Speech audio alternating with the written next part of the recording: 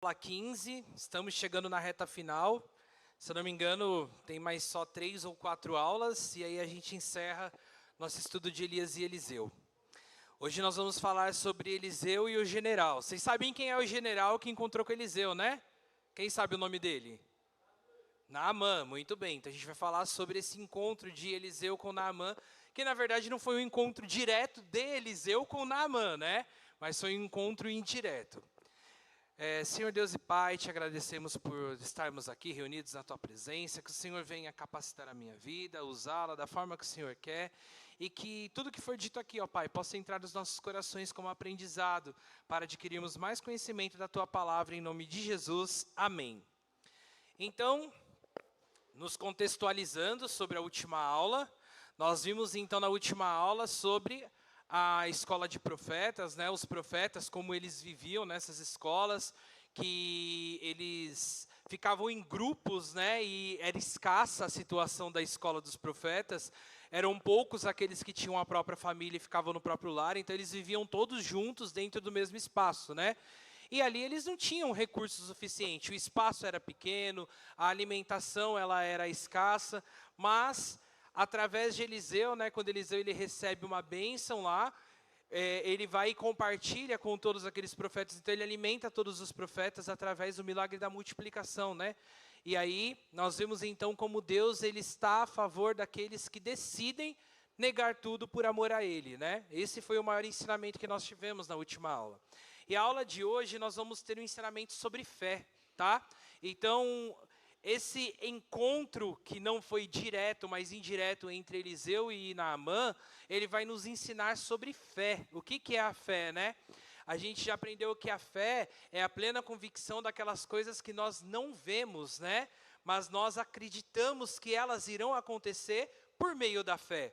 E é isso que Naamã vai nos ensinar, né? Apesar dele não ver, dele não conseguir ver diretamente o profeta, dele não ver diretamente a Deus, e a situação em que ele deveria se colocar para ter a cura, era uma situação que ele não gostaria, ele teve fé e foi até o final, né? E aí a gente vai entender todo esse contexto como funciona. A fama do profeta Eliseu, ela repercutiu de tal maneira que atingiu dimensões internacionais, e seu poder era tanto admirado quanto temido. As notícias dos seus feitos percorriam tanto os casebres como os palácios. Até mesmo o rei de Israel, fascinado com os milagres de Eliseu, vivia a cata da notícia recente, né? Então, em 2 Reis, capítulo 8, verso 4, diz assim, ó: o rei estava conversando com Geazi, servo do homem de Deus, e disse: conte-me todos os prodígios que Eliseu tem feito. Então o rei ele tinha muito interesse em saber as coisas que Eliseu fazia. Ele estava completamente fascinado por isso, né? E essa fama de Eliseu, ela percorria não somente pelo palácio de Israel, mas por todos os lugares, né? Contudo, apesar de o rei ele ter tanto interesse no que Eliseu fazia, ele desprezava o melhor que Eliseu podia oferecer, que era a salvação da sua alma. O rei ele queria saber o que Eliseu fazia, mas não estava interessado em que aqueles feitos mudassem o seu coração, mudassem as suas atitudes. Ele só tinha essa curiosidade, esse fascínio sobre Eliseu, mas ele não queria que aquilo mudasse ele, né? Então isso para ele era o menos importante. O mais importante para ele era o menos importante. Ele não estava interessado na salvação da própria alma, somente interessado no que Eliseu fazia, só isso, pela curiosidade e pelo encanto que ele tinha. O rei da Síria, por sua vez, encarava tais poderes como uma séria ameaça, visto que interferiam constantemente em seus planos militares. Então nós tínhamos a presença de dois reis. O rei, que era fascinado pelos feitos de Eliseu, mas não se interessava pela sua própria salvação, e o rei da Síria, que ele também se interessava pelos feitos de Eliseu, mas de forma negativa, porque Eliseu atrapalhava ele, né? E nós vamos entender aqui. E aquilo incomodava muito o rei da Síria. Ó, em 2 Reis, capítulo 6, do verso 8 a 14, diz assim, ó: ora, o rei da Síria estava em guerra contra Israel. Depois de deliberar com seus conselheiros, dizia: montarei o meu acampamento em tal lugar.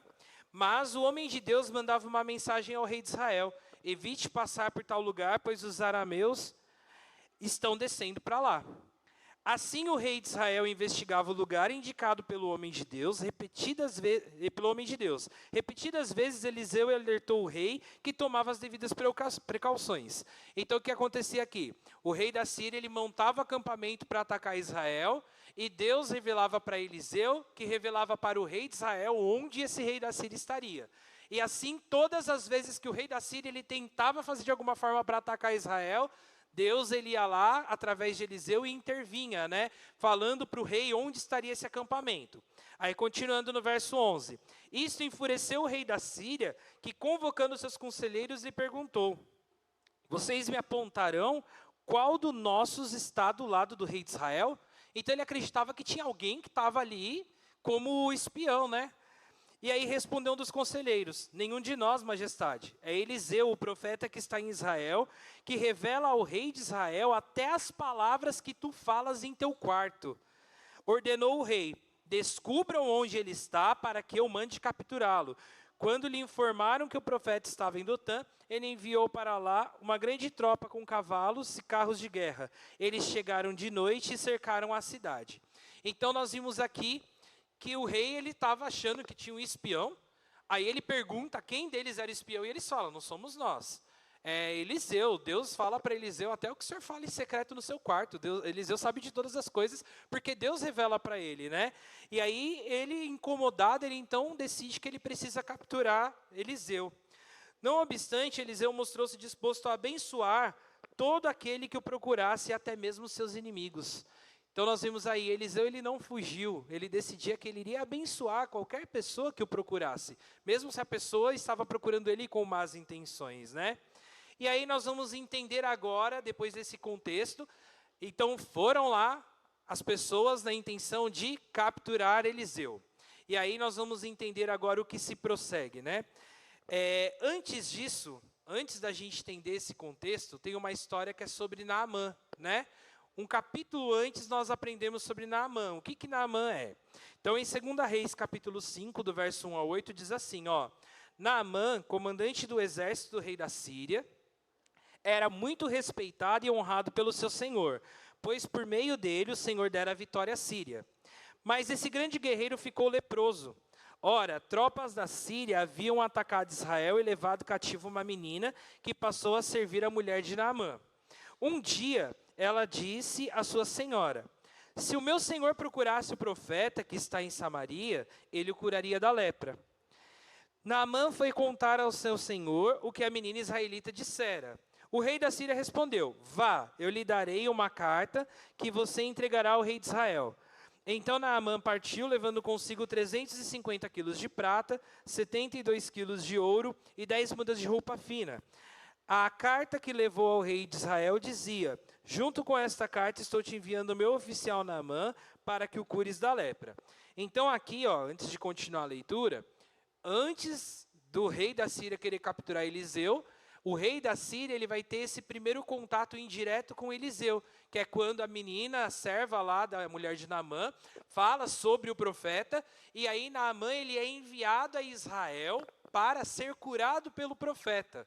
Então, o rei da Síria vai conhecer ali indiretamente quem era Eliseu, antes de chegar nesse contexto inicial que nós lemos aqui.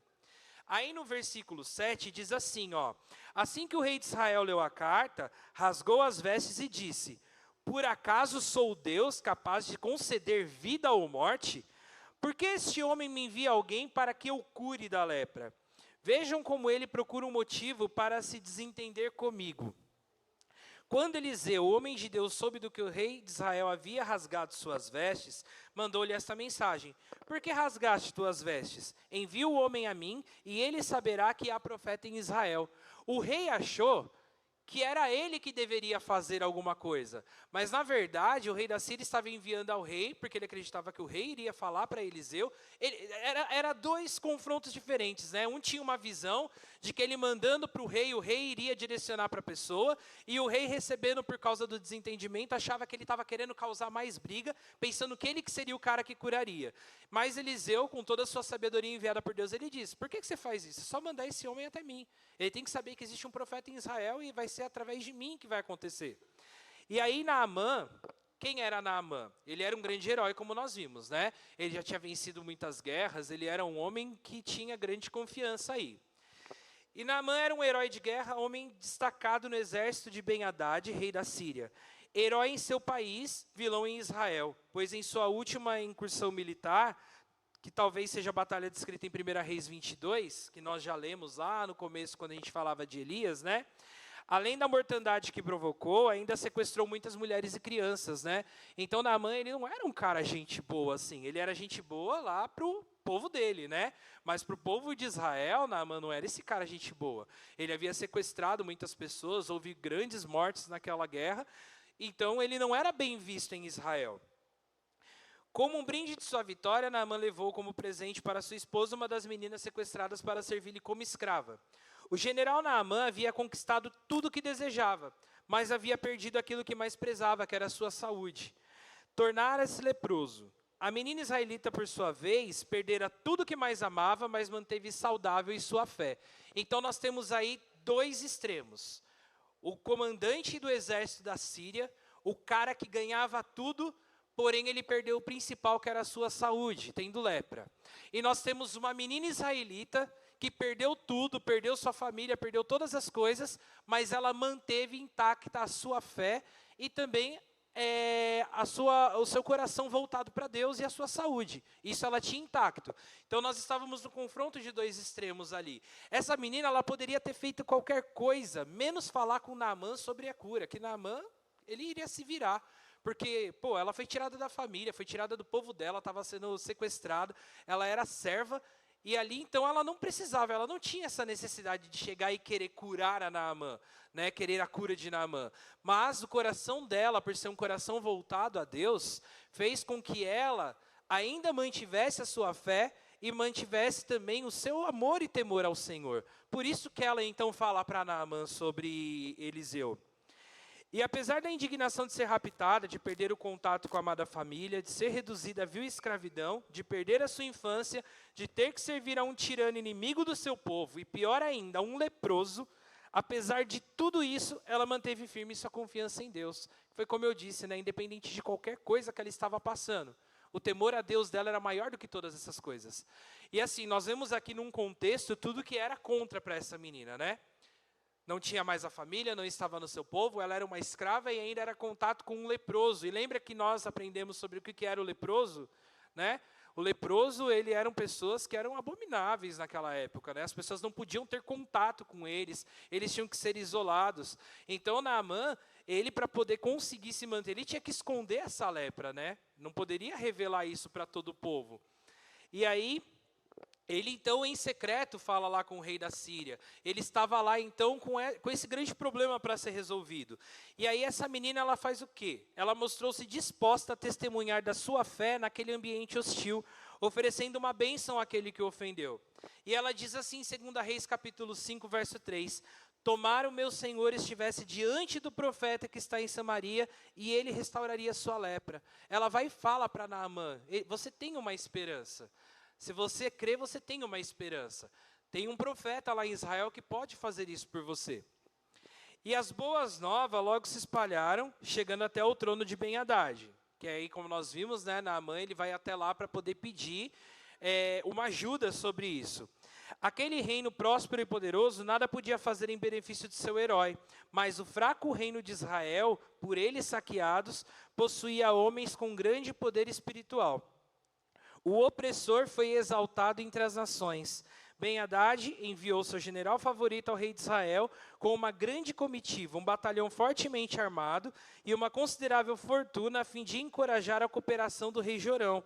Encontre o tal profeta milagroso. Está vendo? O objetivo do rei era que o rei de Israel encontrasse o profeta. Mas quando o rei de Israel recebe, ele não recebe dessa forma, ele recebe assim: eu, por acaso, sou Deus para poder fazer alguma coisa? Ele está querendo me afrontar, está querendo criar guerra, está querendo criar caos.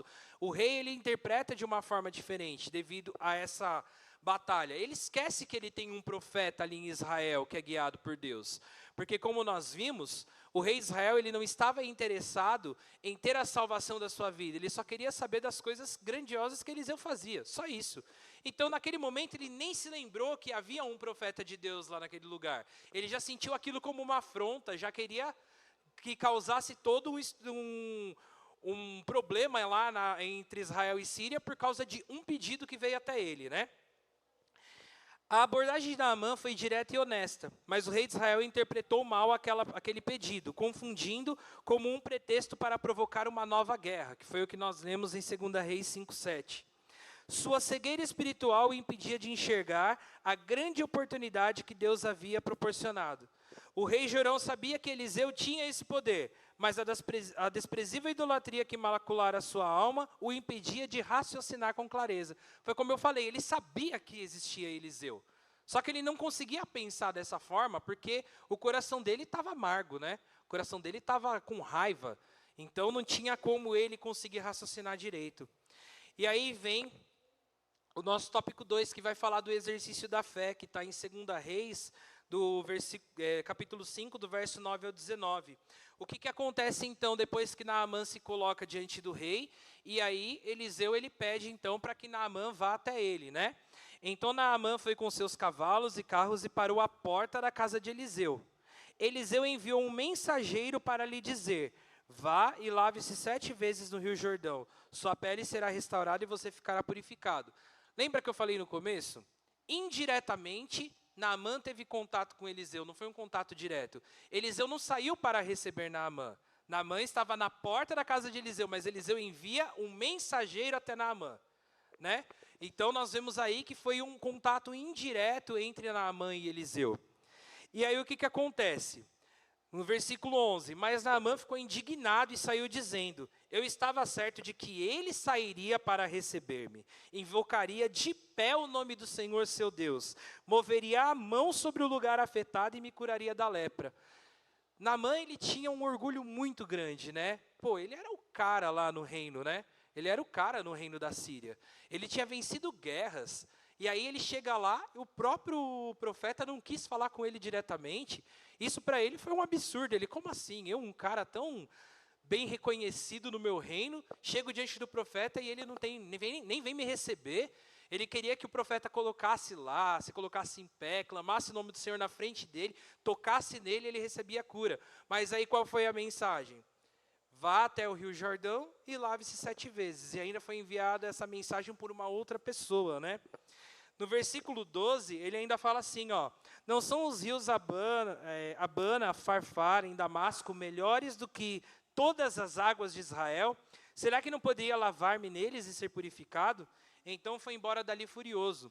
Então outro detalhe importante que nós vemos aqui: o Rio Jordão, ele era um rio que era sujo.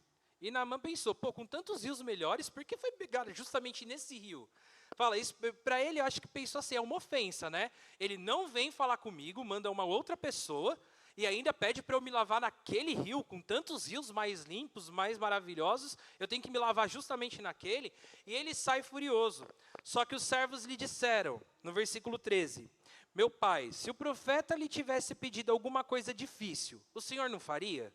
Quanto mais quando ele apenas lhe disse para que se lave e seja purificado. Assim ele desceu ao Jordão e mergulhou 7 vezes conforme a ordem do homem de Deus. Ele foi purificado e sua pele tornou-se como de uma criança. Então Naamã e toda a sua comitiva voltaram à casa do homem de Deus. Ao chegar diante do profeta, Naamã lhe disse: agora sei que não há Deus em nenhum outro lugar senão em Israel. Por favor, aceita um presente do teu servo. O profeta respondeu: juro pelo nome do Senhor a quem sirvo, que nada aceitarei, embora Naamã insistisse, e ele recusou. E disse Naamã: já que não aceitas o presente, ao menos permita que eu leve 2 mulas carregadas de terra, pois teu servo nunca mais fará holocausto e sacrifício a nenhum outro Deus, senão ao Senhor. Mas que o Senhor me perdoe por uma única coisa. Quando meu senhor vai adorar no templo de Rimom, eu também tenho que me ajoelhar ali, pois ele se apoia em meu braço. Que o Senhor perdoe o teu servo por isso. Disse Eliseu, vai em paz, quando Naamã já estava a certa distância. Aí a gente para por aqui no versículo 19, tá? Eu não vou continuar lendo, eu vou ler depois lá embaixo, porque a gente vai entrar em outro tópico. Então aqui nós vimos o quê? Naamã, quando ele desce lá no Rio Jordão, ele tem que mergulhar 7 vezes. Só que ele já estava indo contra a vontade. Acabou que o pessoal que estava com ele convenceu ele de ir. Aí imagina, o rapaz lá entra no rio, mergulha, levanta. Nada. Vai a segunda vez, nada. Terceira vez, nada. Para ele, aquilo tudo era como se fosse uma humilhação. Ele falava, não é possível que eu estou tendo que passar por isso. Né? Pô, já estou mergulhando pela 4ª vez nesse rio e nada. 5ª vez, nada. 6ª vez, nada. Apenas na 7ª vez em que acontece o milagre e ele é purificado. Isso tudo foi um trabalho também na vida de Naamã. Deus tinha um propósito naquele momento. Porque Naamã, ele era um cara muito orgulhoso. Então ele precisava quebrar aquele orgulho. E como ele quebra aquele orgulho?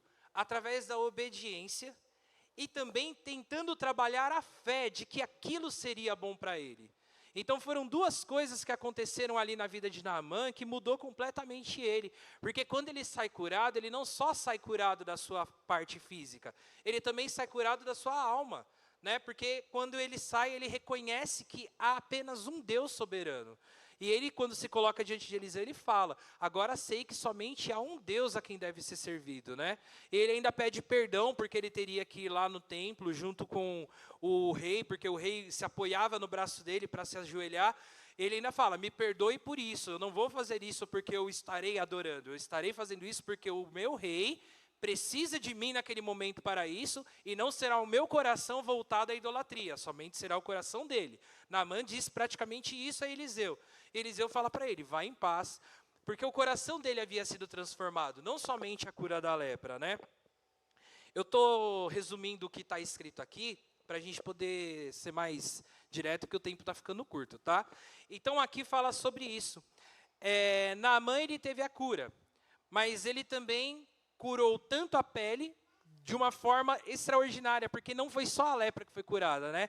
A palavra diz que a pele dele foi rejuvenescida, né? Foi completamente limpa, foi como se fosse uma pele de uma criança que Naamã ficou. E aquilo ali também traz a cura para a alma de Naamã. E quando Naamã ele volta a Eliseu, ele quer oferecer muitas coisas para Eliseu, só que Eliseu diz o quê? Diz que não. Naquele momento Eliseu se apresenta a Naamã, porque o orgulho havia sido quebrado. Porque Naamã havia sido transformado. Então, agora sim, Eliseu poderia se apresentar a ele. Porque agora seria na humildade. Ele tinha colocado em exercício a fé. E aí, no tópico 3, aí, vai falar sobre o abandono da fé. Só que o abandono da fé não é abandono por parte de Naamã. A gente vai entender o quê? Que enquanto Naamã, ele teve uma restauração de vida e uma restauração de alma, houve alguém que estava na presença de Deus, que acabou perdendo a sua fé e se distanciando. Quem é essa pessoa? Vamos continuar aqui, ó, do versículo 19 ao 27.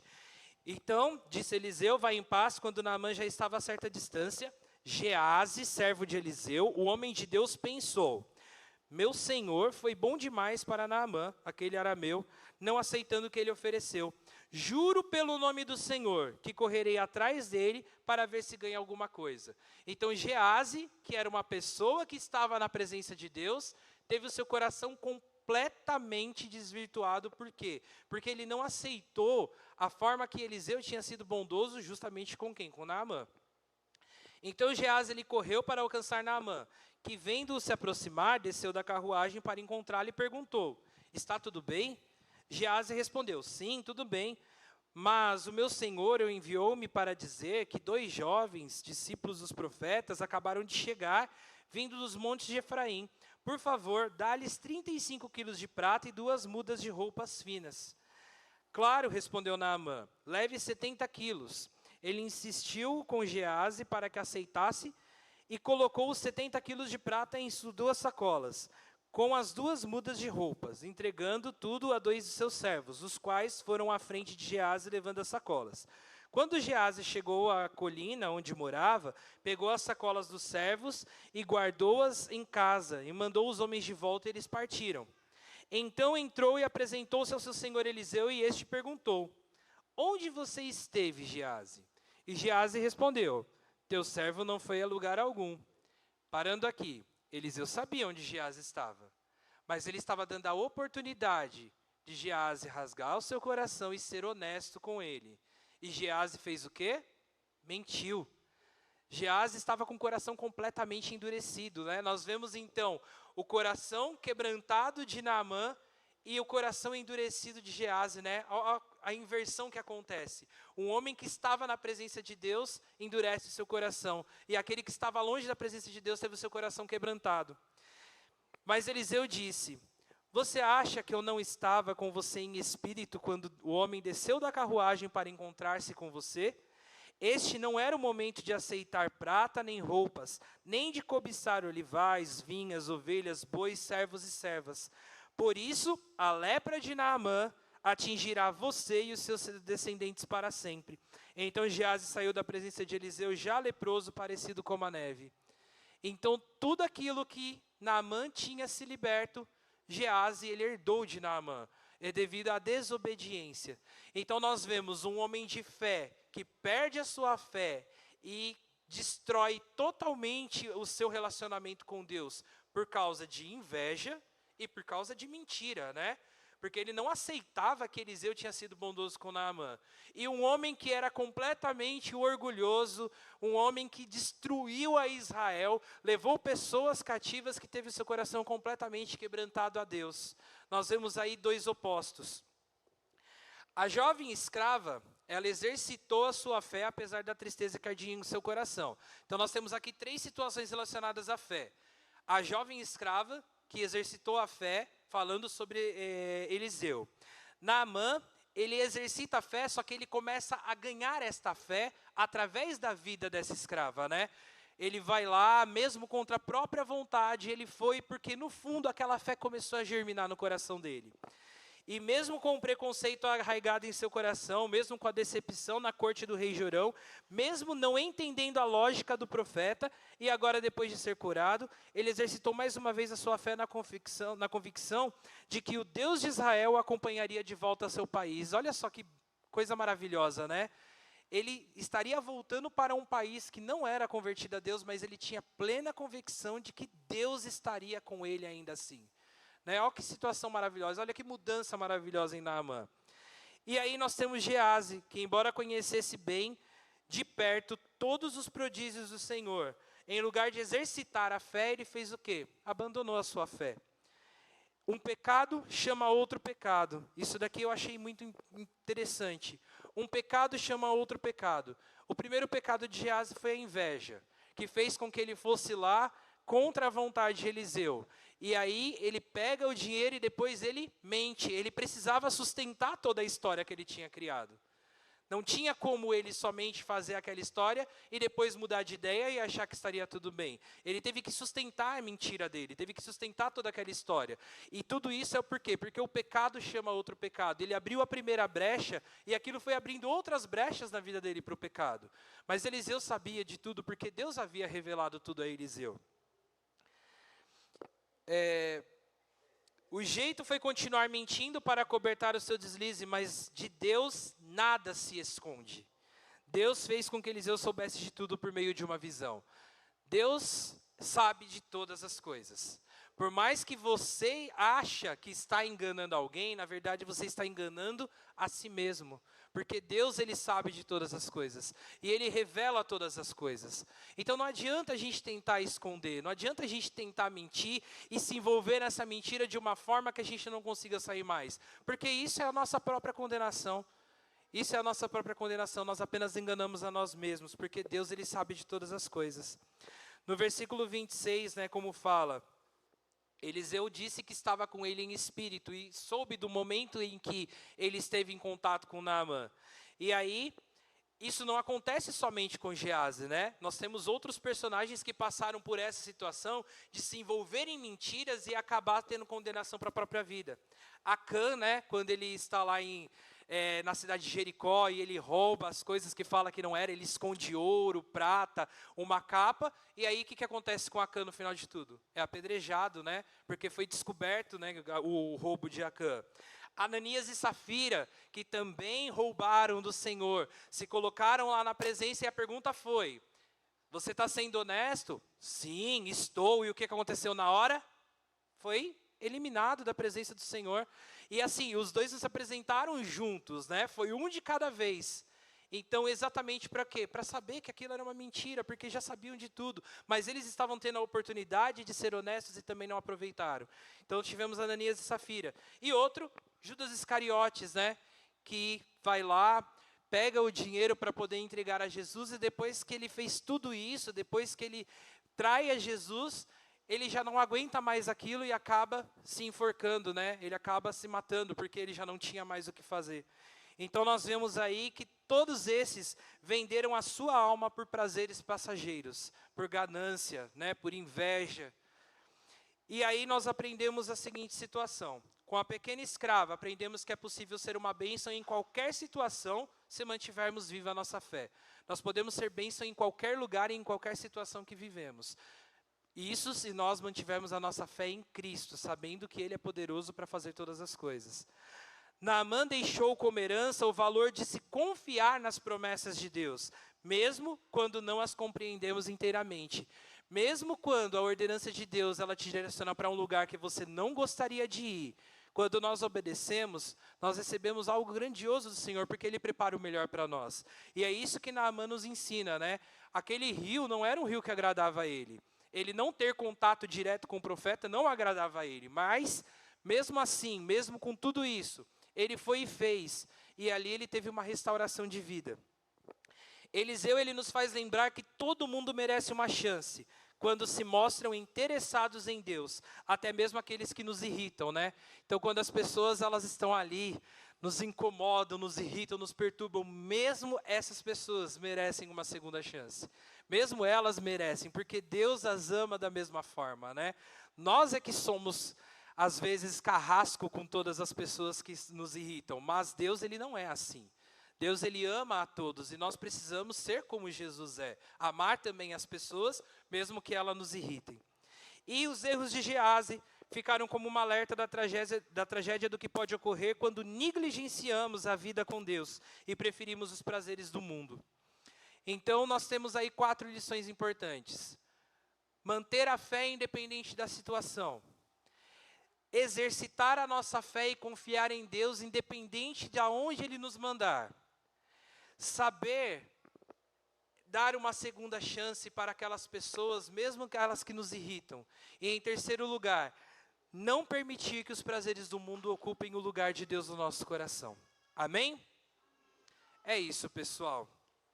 Então, obrigado, Jesus, por mais este estudo, ó Pai, que o Senhor venha trazer, Senhor Jesus, ao nosso coração a Tua palavra. Que possamos exercitar cada dia a nossa fé, estarmos mais perto de Ti, obedecermos a Tua palavra. E sabemos, ó Pai, que o Senhor tem sempre o melhor para nós.